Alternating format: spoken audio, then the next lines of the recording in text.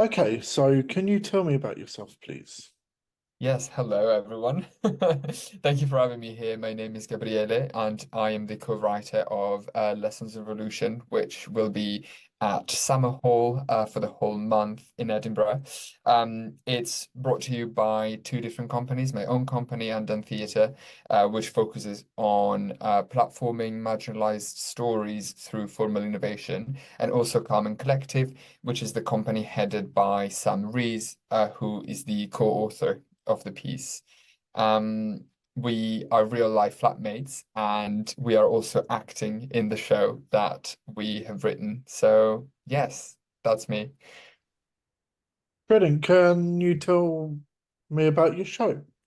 Yes, so Lessons on Revolution is a show about the 1968 student protests at the London School of Economics.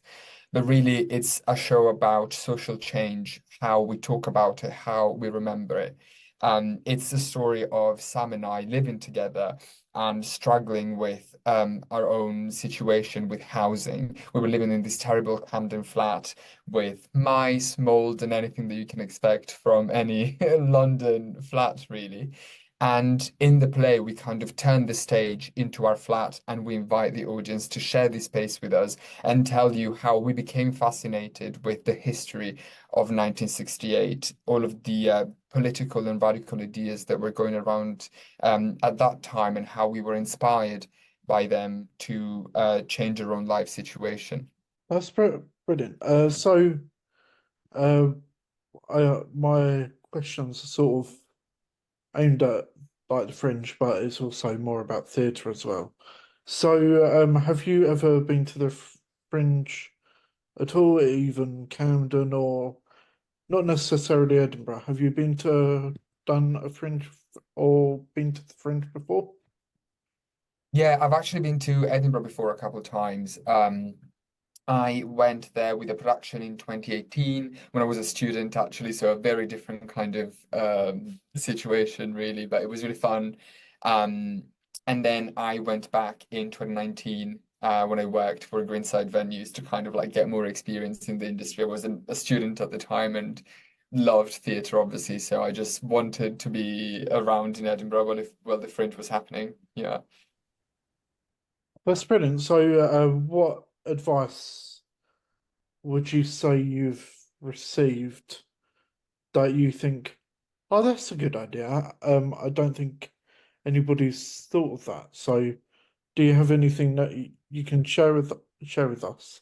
Because you never know, there might be someone who sort of wants to take their show to the fringe. Okay, for someone who's taking the show to the Fringe.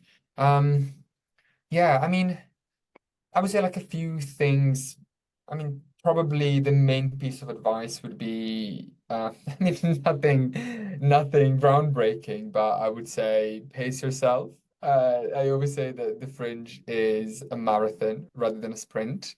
It's so long and it takes so much energy, and it's something that I think feels so personal, especially when you're performing and you're sharing a story with the audience, and you never know which way things are going to go. And obviously, there's a lot of amazing stories coming out of Fringe, but at the same time, I think it's important to kind of like make sure that you're taking care of yourself and that you're not pushing yourself too much while also trying to enjoy the Fringe. And I would say try to get out of the Fringe bubble occasionally as well. Maybe do some touristy thing in Edinburgh, go watch film and like forget about all of the theatre stuff that's happening around you for a moment.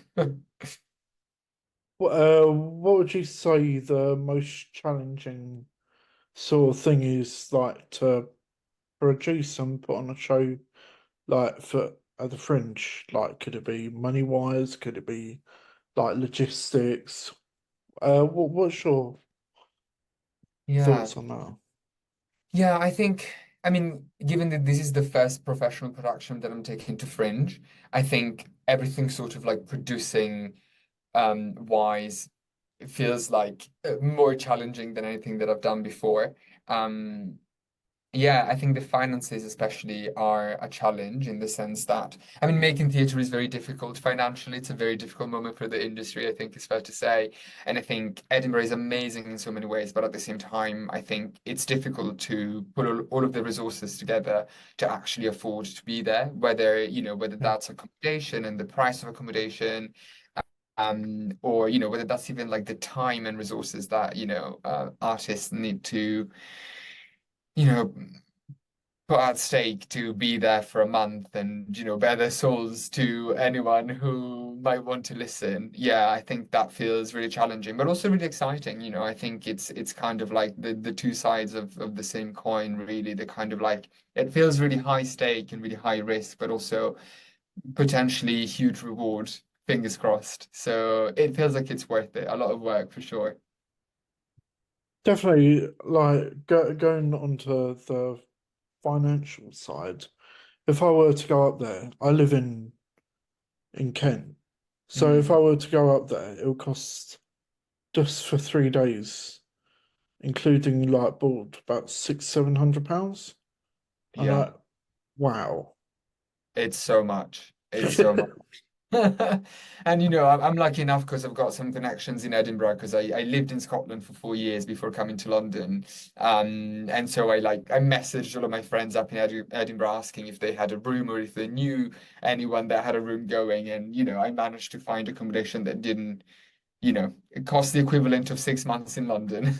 But it still is a challenge for sure. 100%. So what are your top three things that you're taking like to Edinburgh with you? Like, could it be a power bank? Could it be what's sort of in your survival kit, as it were? Okay. Oh, that's an interesting question.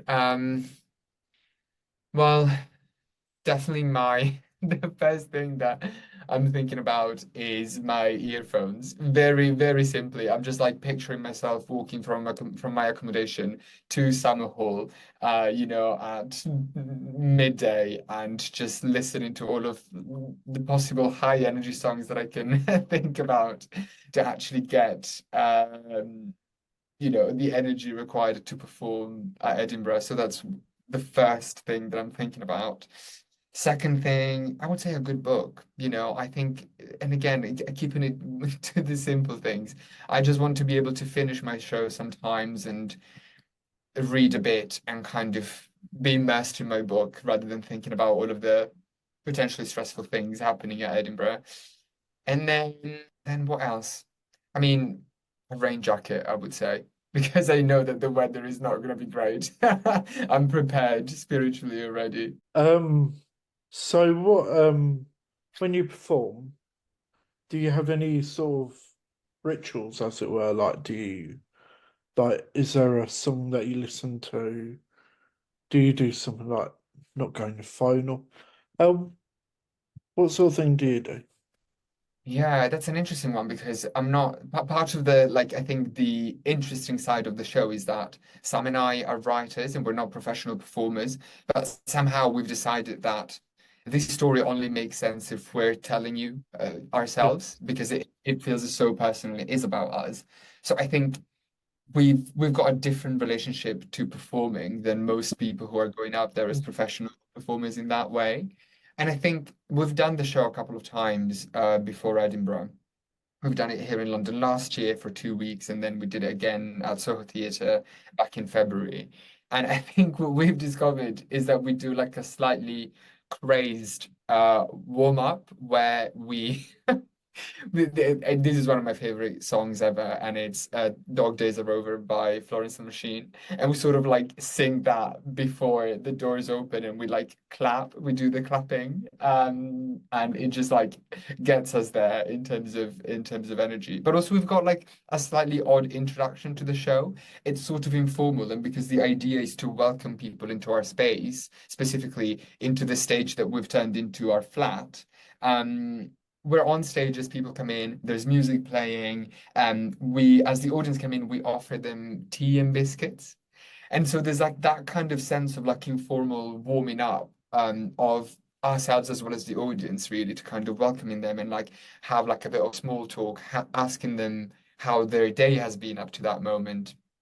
So that also kind of helps us get into the right headspace. That sounds great. It's sort of like immersive theatre as well, which is great. Yeah. It's so nice to see. What would you say your most memorable theatre experience has been? Like it could be performing yourself, or it could be like seeing a show. Mm. What would you say it is? Yeah, that's a good question. I mean, performing myself has been really fun, but also slightly terrifying. So I don't know that that would be my top theatre experience. Um, I mean, there's been so many productions that I've seen recently that have been really, really amazing. And I think maybe actually one of the best things that I've seen recently has been the making of Pinocchio, that I had the chance to see at Battersea Arts Centre last year, and I was so blown away by it. And I think there's maybe some like parallels there in terms of the kind of like almost like documentary theatre form that I'm really fascinated with, and that Lessons of Revolution certainly belongs to, that I sort of like took away from that. I mean, obviously, I saw that show after Lessons of Revolution had happened, so I wasn't like inspired by it in that way, but I felt like it really resonated with me because it was a way of storytelling that felt really informal because again it's like two people on stage telling you a very personal story about themselves, but also extremely theatrical because they're working with live cameras and they're interacting with the audience and all of that. So yeah, that definitely has been one of my top theatrical experiences in a long time. So, sorry, I was going to ask you a question. 1 second. No, I'm going to follow up with. Oh yeah, that was it. So with all the use of cameras and um, like for like storytelling, it's so Mhm. amazing. Like what you can do. Like I didn't see it, but the all the like everybody being like really obsessed with like Starlight Express in Mm. not Starlight, sorry, Sunset Boulevard, Yes, yes, all of the live cameras, live streaming, yes. and then Romeo and Juliet. There we go. I'm back on track now.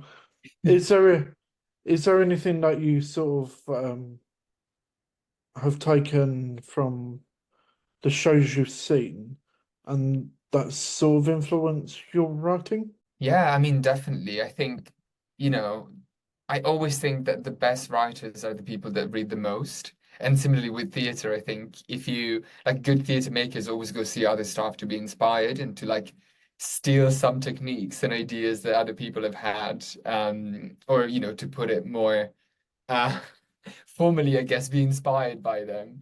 I think definitely. I mean, especially when it comes to technology, I think we live in a really interesting moment where people are really experimenting with digital technologies, immersive technology a lot, and kind of like really pushing the boundaries of what storytelling, live storytelling can be and can look like. So definitely, I mean, another show that I did recently had some live camera work happening as part of it.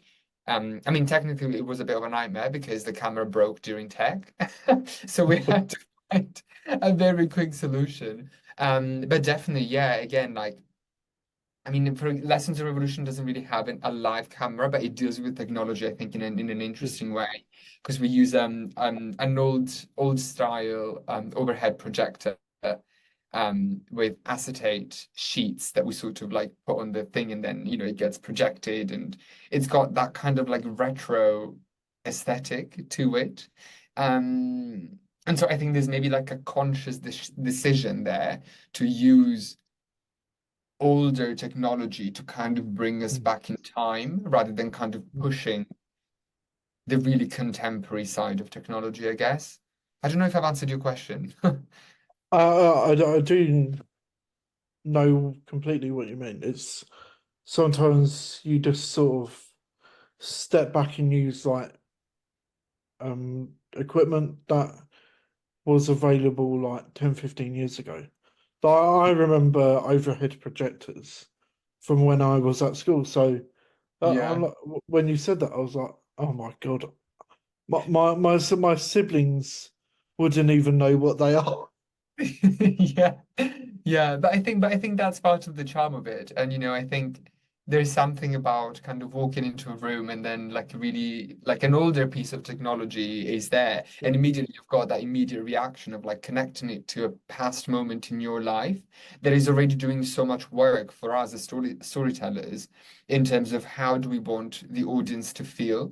And because so much of our show has to do about the past, how we tell it, what we can take from it. Yeah. I think fostering this personal relationship to the past as well through these kind of portals, like an older piece of technology, is really, really helpful because it already sets up a kind of relationship with the past that I think is really interesting. Yeah. Is there a production you wish like you could have seen? Like for me, it's Sunset Boulevard. Yeah, I would have to say probably the same production actually, because for some reason I thought it was going to be a longer staging of it, and I was Yeah. like, oh, it'll be fine. I'll get tickets when it's a bit cheaper further down the run, and then of course it was a limited run, and so I never got to see it. But everyone who I know that has seen it, has really really loved it. So yeah, I'm just really gutted that I didn't get to see it. I know so many people who've seen it. Like some of them have seen it like 5+ times. I'm like, wow, Wow. I can't afford that. Yeah, but good for them. I mean, next time I'll I ask know. them for a ticket. So going back to your show, what sort of person, like, what is your ideal sort of audience member? Yeah, I mean, well, I know that when we're really looking for people who have an interest in the past and are politically minded in a way. So people that may already have some kind of interest in radical politics, or maybe interested in history and are keen to find a new way to learn about the past in this way. So I think there's like this side of the audience, which is, people that are already interested in the kind of themes of our show and maybe want to experience them in a new way, maybe because they, studied history at university or are just really fascinated with that time period. And then they come to see it and they get something from the show, which is not the kind of experience that you would get from, say, reading a history book around about the period. So that's definitely one side of the audience. I think on the other side, I would say anyone in the sense that I think it's a really accessible show, even for people who are not super familiar with theatre. I think sometimes, especially when it comes to fringe theatre and going towards experimental theatre, I think it can feel a bit inaccessible because it's so concerned with pushing the boundaries of what storytelling and performance is, then you kind of almost need to have like an existing experience of what fringe theatre and experimental theatre looks like. And so sometimes you risk losing members of the audience who are not so familiar with those forms. Whereas I think that what this show does really well is that it holds your hand throughout all of the different bits at which it is pushing the field of performance. Because I think for someone who's really into theatre, coming into a Yeah. space and being offered some food and, maybe sitting on the carpet with us, this big yellow carpet that is our set essentially, I think that feels quite new and refreshing in a way, I hope anyway, in that way of like, okay, like I know that this is like trying to do something new, something exciting with the form of storytelling. And yet for someone who doesn't know so much about performance, you lose that side of like it's pushing these boundaries, but at the same time it feels really accessible because it really does just feel like it's two people telling you a story, and Mm. it kind of takes away some of the pressure of like this is like a serious performance where everything needs to be perfect. It's like this is a shared moment where we think we have a story to tell and we want you to listen to it, and we're gonna try and make it as enjoyable and accessible as possible for you. So yeah, kind of like a bit of both. I think people who are interested in theatre and want to see innovative performance, I think will take some nice things out of it. And equally, people who may not know so much about theatre, I think will really enjoy the kind of ease with which they can learn about a period that maybe they didn't know so much about. Or, yeah. I guess, ourselves as performers and human beings. Yeah, it's a sort of like I always think there's a theatre show for everybody. I like most of I'm the only person in my family who loves to go and see shows. I would probably see a show every week if I could. But on the other hand, like so my dad and stepmom, they will probably see one show every sort of 10 years. Hmm. It's just so like I do believe there's a show out there for everybody. Yeah. Like where like it doesn't matter if you don't like musicals or if you like plays. There is a show out there for everybody, which I think is great because we need more people to buy tickets. Exactly. There's a show for everyone. Maybe it's my show, so come see it. And that goes into my next question. So with flyering, are you going to do it? Have you got anything exciting that you're going to do? Um, Not really. Like there are not going to be any stunts. Let's put it that way. I think it's really going to be about trying to create that connection between ourselves as the artists and the people who are, hanging out in Edinburgh. I think that's the most important thing, especially because so much of our show relies on us and who we are and how our personal histories inform the story that we're telling and how we're relating to the audience. I think it's so important that we sort of go out there and meet people. And if we manage to create a connection there, then we know that the show will work for those people as well. So yeah, just being ourselves, I guess. That's brilliant. So this is a very random question from one of my previous like guests. Uh-huh. Okay. Um, what is your favorite line in your play? It can Oh, be something completely random, and it doesn't have to have any context. yeah. Okay, my favorite line from the play is I think there's a line that Sam has, which is, do you think you can tell that you're failing in the process of doing? And that line is obviously like within the show and makes sense in the context, but always comes after a monologue that I have that I find really, really difficult to remember. So I'm always struggling with that one line, and then the line after is about failure, and it always cracks me up on stage because there's two meanings there. One of them is for the audience, and one of them is a joke between me and Sam. I also think there's another that I think that line was probably relevant, like in the UK as well at one point. But I'm not going to go into politics. But that just Okay. I just sort of I see what I sort of like see where you're coming from because I thought of a different thing. I try. This is just me. I try and remain completely neutral, but I just found that really funny. Yeah, no, it's always a good moment on stage. We're looking at each other, knowing exactly what's going on and knowing exactly what that line means. Absolutely. So, if people want to find you on sort of social media, where can they find you? Yes, so the name of my company is Undone Theatre. So you can find us on Instagram and Twitter at Undone Theatre. The name of Sam's company is Carmen Collective, and that is Sam and our producer Ella. And you can find them on Instagram as Carmen Collective Theatre and Twitter as Carmen Collecti without the VE at the end. And then you can always find me on my website, which is undonetheatre.com. That's brilliant. Thank you. I'll follow you lot later. Amazing, great. Thank you so much. So, in 3 words, why should people come and see your show? In 3 words, okay. Um, because it's radical, because it's experimental, and because it's personal. That's great. As I asked you a question from my previous guest, would I be able to have a question for my next guest? Which I'm Yes. not sure. I guess my question would be about my time in Edinburgh, and I would love to know what their recommendation would be for the best coffee in Edinburgh. Thank you. Well, it's been lovely to chat to you, Lovely to chat to you too.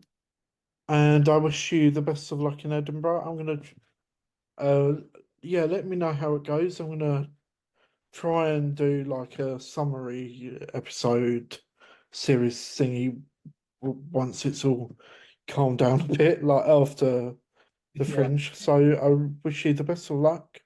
amazing. If you want to send me the press release, I'll try and get it on my website at some point. It might not be today or tomorrow, but I'll try and get it done. But I wish you all the best of luck. Have Thank fun. you so much. Thank you. I will. Thank you so much. It's been such a pleasure chatting with you. And if you want to chat about any other projects, let me know. I will do. Thank you so, so much. Have a lovely rest of your day. You too. Thank you. Bye, bye, bye.